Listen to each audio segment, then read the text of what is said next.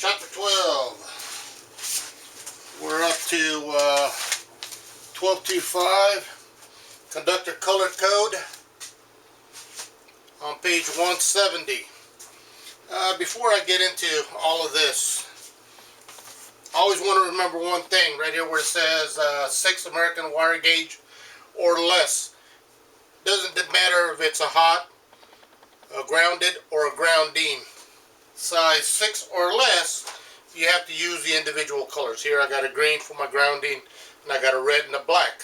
Okay, so these would be my ungrounded conductors. So always remember is size 6 or less, we're going to use the actual color of the wire we're talking about. So here we're talking about a grounded conductor. So when it's 6 or less, when it's larger than 6, then we can re-identify it. Blue is a hot, green grounding, or I got the white tape to mark it as a neutral. So you have a black wire, you can re-identify it with whatever color you want. Okay, these are tapes. They're all made by different makers, but so it says white or with color stripe, gray or with white stripe. Okay, so you either got the white wire, and sometimes you have it, it has a color stripe to it. When I was doing some work and we were putting in a bunch of wire mold to put these outlets in for computers. Well, we were running 3 circuits, sometimes up to 6 circuits, but sometimes we carry a full boat across. When they call, you hear the word full boat, they had on a 3-phase system, black, red, blue, a white, and then my grounding. So we're coming across, but we were running dedicated lines. So the black, red, blue, each one had their own neutral. So we wouldn't confuse these neutrals going with the circuits. We had a white one that went with a black. We had a white one with a red stripe that ran with a red wire. And then we had a white one with a blue stripe that went with a blue wire. So we can identify which neutral belongs to which hot.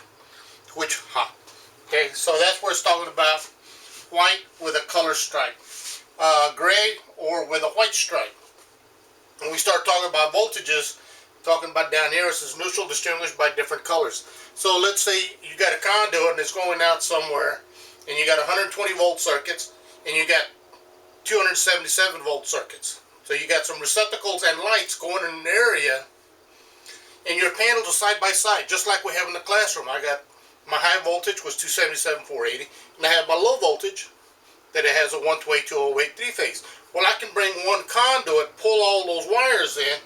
Just remember, the insulation has to be able to carry the higher voltage. Well, these are all 600 volt wires that we use anyway, so it doesn't matter if it's 120 208 or 277 480. Guess what? It's less than 600 volts. So I can run one conduit that certain area. Now I can feed the 120 volts, and I can feed the 277. Okay, at 120 volts, I would use a white. At 277, I would use a gray, or a gray with a white stripe, or a white with a red stripe, or a white with a blue stripe. Really doesn't matter as long as you can tell and separate the two voltages. That way you know what's for the 277 and what's for the 120 volts. Let me get my book here real quick. Easy haircut. No, nobody to cut or do haircuts.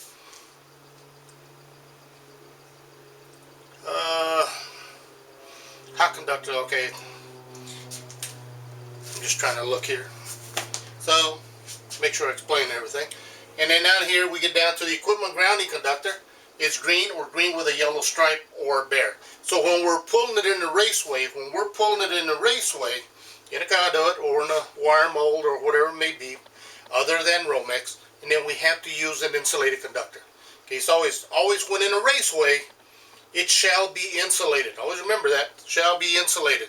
So the only time you have a bare conductor, that's either you got a wire going down to the ground rod, or it's in Romex. So when it's in Romex, it is a bare conductor. Other than that, when in a raceway, it shall be insulated. Green or with a yellow stripe. When do we use a green with a yellow stripe? Remember that orange receptacle I pass around? That's an isolated ground receptacle. It takes 2 grounds. Okay, one is my equipment ground, and then the other is my isolated ground. My isolated ground goes back, all the way back, and it ties into the ground rod. That's where the isolated wire comes from. So if I'm pulling two green wires in, well, I have to know the difference between the two. So I would use a green and then a green with a yellow stripe on it. That way I can have, now I have, like when we're doing, we're putting in panels and feeding in servers and everything else. Well, they wanted an isolated ground to ground everything. They wanted the metal frame tied onto the equipment ground, because that's what all the metal parts is our equipment ground. But they wanted an isolated ground for the equipment itself, because the equipment that was in here, inside those the servers and everything, they're isolated from the equipment ground. Why? So they don't pick up noise or interference from other things that are on the ground, because the ground is a dirty ground. So they wanted a clean ground going all the way back to where the ground runs at. So we pulled a green with a yellow wire, and we pulled a green and a yellow wire to all of them with a yellow, with a green with a yellow stripe, and that's how we identified that isolated ground. The isolated ground is completely something different. And then it talks about hot conductors are black, blue, or red. It should be black, red, blue, but that's my preference. Okay, a hot conductor, an ungrounded conductor, is any color other than white, gray, or green, or bare. Always remember that. So whether it's yellow, purple, they do make pink, brown, orange, those are all considered a hot conductor. Yeah, excuse me, I left my clicker at school, so I got to walk over here and change it. I hope y'all can see me better if I get too close, and hope nobody gets scared. Alright, continuous loads. Now we're on the branch circuit loads, excuse me.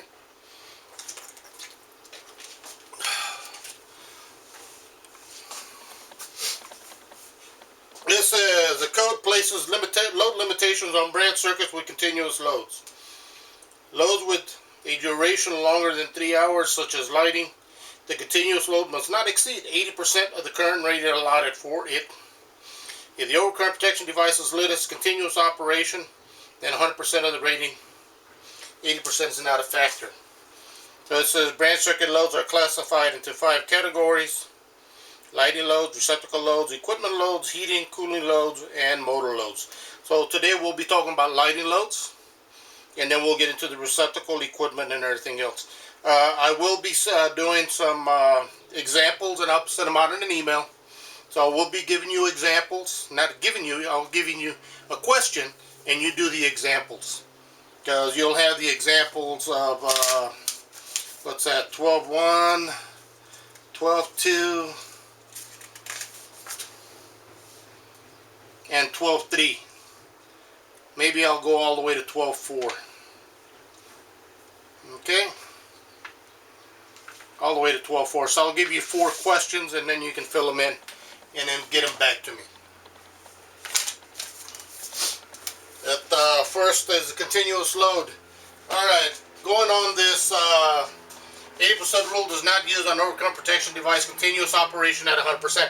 I've never used a overcurrent protection device that is considered 100%. Okay. So always remember, if I got a 16 amp breaker or something's continuous, my max load on that circuit is 16 amps. 80% of 20 is 16. We got a 15 amp circuit. 80, that's continuous load. 80% of 15 is 12. So my most of the load is cuts off at 12, like I'm doing lighting. I can't make sure if it's going on a 50 amp circuit, I can't have more than 12 amps on it. If I got a 20 amp circuit, I can't have more than 16, because I got to do that 125%. 16 times 125 is 20. Okay.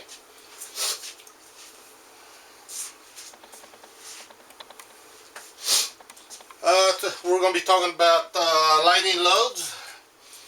It says, in a broad sense, lighting loads may be categorized as the following: general lighting, show window lighting, track lighting, sign and outline lighting, and other lightings. Each lighting load is computed separately, then combined to determine the total lighting load. This says general lighting load is the overhead lighting within a building. Its intensity should be adequate for any type of work performed in the areas. The general lighting load is the overhead lighting within a building determined by the load per area method, or the actual load current of the fixtures used to determine. And then you go down, it says, within a structure there are normally several different types, areas, storage, office, hallways, and cafeterias, and nests must be considered separately. Most commercial structures have a continuous load and a branch circuit that must be adequate to carry 125% of the calculated load, code requirements, and general lighting. Then it goes down, it says 220.12 of the code contains minimal general lighting loads in VA for various types of buildings. A condensed version is on figure 12.3. Okay, showroom window, I'm going to talk about that, and I'm going to just change it over to the next slide. Showroom window, not part of the general lighting load. We add 200 volt amps per linear foot of the maximum load or the maximum load of the equipment. Okay, on both of these, always remember is you know what's being plugged in, and then you can get the actual load. If you don't know what's being plugged in, and then we go 200 volt amps per linear foot. Same thing on the general lighting. If we know what type of lights are going in, then we can use the actual load of the lights. Okay, I'm going to do it right behind me. You've probably seen the numbers already. And then we'll go in. And then I'm just going to try to go through the steps.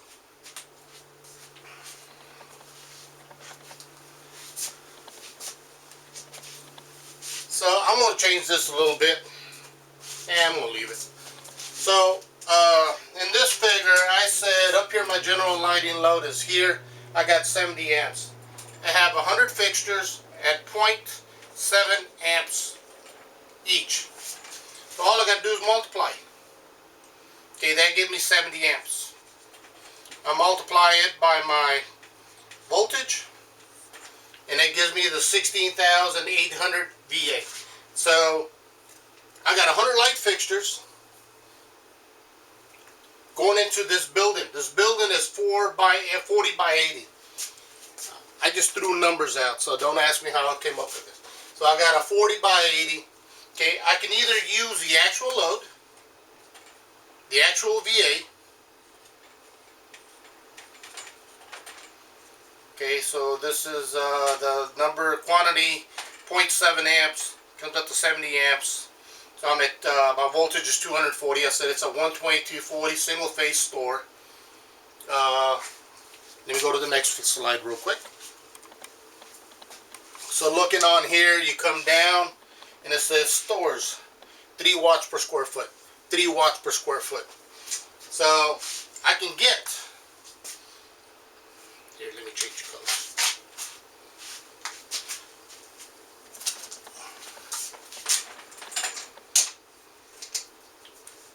And multiply 40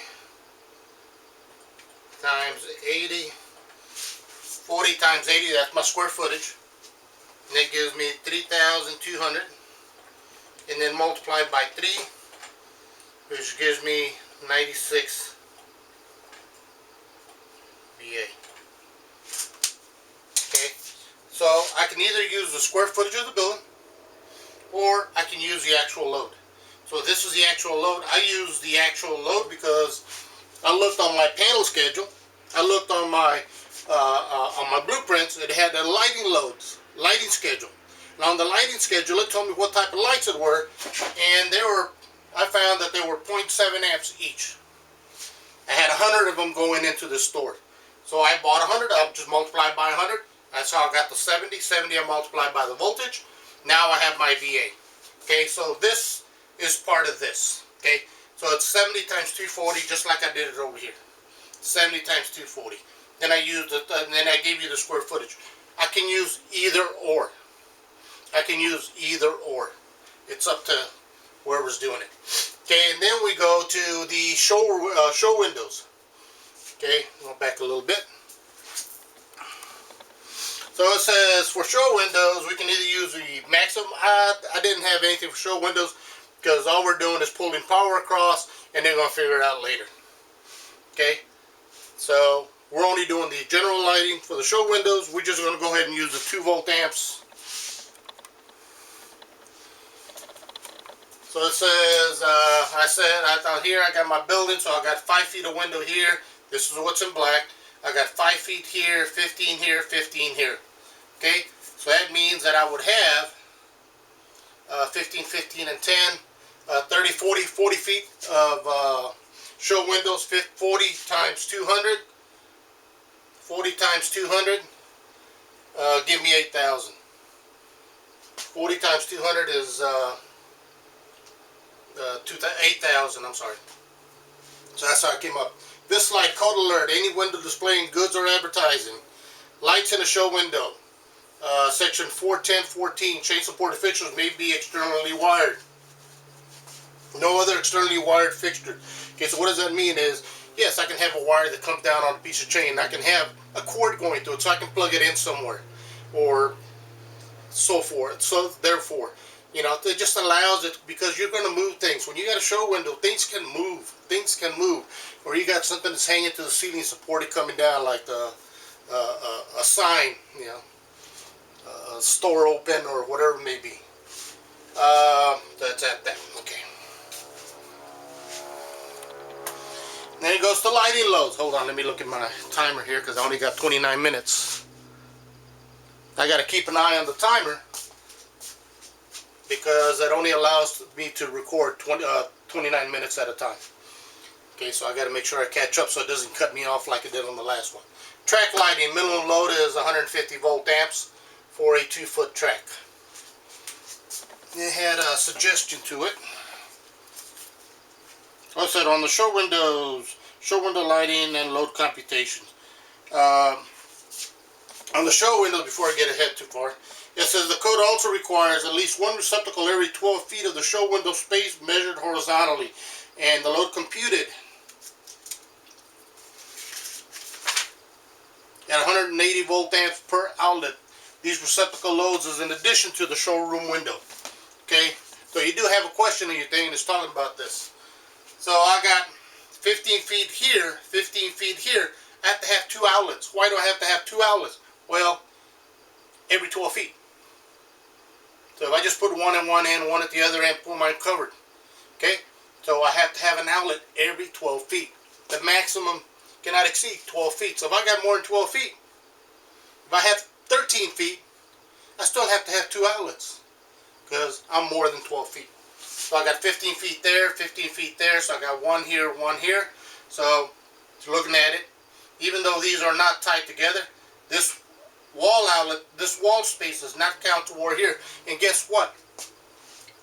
I also have to have regular receptacles. These circuits, these receptacles are for the show window. They're not general receptacles to plug things in. They're specifically designed for the show window. So if they show receptacles in the area, if they're showing general purpose outlets, you still have to add these after the fact. Okay, so here I have 5, 6, 4, 2 here, 2 here, 1 here, 1 here. So that's total 6. So 180 volt amps times 6 gives me 1080. Okay, and I'm gonna go where I added. So my show windows, that is not up here. That is all the way down here. Okay. Going to the track lighting, we're not using track lighting.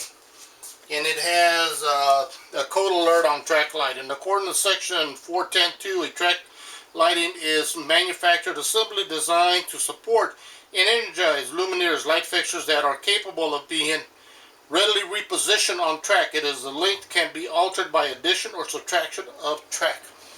Okay, these track lightings come in 2-foot sections, 4-foot sections, 8-foot sections, and I've also seen them in 10. You know, I need 6 feet, buy an 8, take 2 feet off. Or buy a 4 and a 2 and couple them together, whichever way you want. And then the lights can be moved back and forth on the track.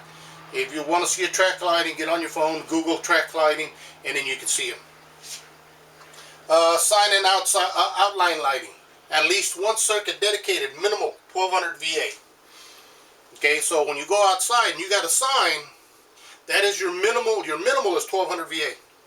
Whether you know what's going in or you don't know what's going in. If you know what's going in and you need more than that, you can, but you don't have to, because we're only doing the calculations. Okay, so basically all you have to do is add 12 VA. Additional lighting loads computed separately. Okay, so what are they talking about? Well, if you have other loads, what is your other load? Security lighting, parking lot lighting, walkway lighting, outside lighting on the building, whatever kind of lighting other than, because it's not part of the track lighting. It's not part of the sign lighting because the outside light is not part of the sign lighting. Okay, so all your outside light is not part of the, so that's an additional load. Okay, again, if it's going in the warehouse, your lighting's all the lighting, general lighting, I'm sorry. The additional loads. So I said that I had 8 400-watt light bulbs. 8 400-watt light bulbs out in the parking lot. So 8 times 4, 400, it gives me 3,200 VA. So here's my sign, and here's my parking, 3,200 VA. So what I did is I added the 16,800 plus the 8,000 for my show window, 1,200 VA for my sign, 3,200 for my parking. Added them all up, they give me 29,200. Okay, these all considered continuous. They're lighting, they're continuous. I multiply by 125%, give me 36,500. I turn around, I grab my my receptacles because these are added to the general lighting load. Put it down here. So my general lighting, the lighting part of my service is 37,580. Okay, try to keep this, write this down. Try to keep a thing of this, so that way down the line we're going to add receptacles and heat and air conditioning, and then we're going to size the service for the same thing that we're using here. Okay, so as we're going through this thing, we'll go through them. And again, I'm going to send you a couple of things. I'll make some not quizzes, but assignments, and send you so you can practice them. Okay, if you have any questions, again, when I email you, you have a question, answer the email. Answer to the email. If you have a question, send it back in the group. Don't send it as a single. Send it back because it's a group email. That way everybody else gets to see, because maybe they have the same questions. I'm doing fine. My family's doing fine. We're all okay. I hope you and your family are safe. And please, if you go out, cover up. If you don't have to go out, stay home. Okay? I know every once in a while we got to go out and get some necessities. But, you know, see. Hey, look at me. I'm at home, relaxing, you know, trying to do what I can, and hope this works better. I hope the light was better than the first video or the last videos. But again, okay, if you can, just look at this here. All right, y'all have a good one. Thank you.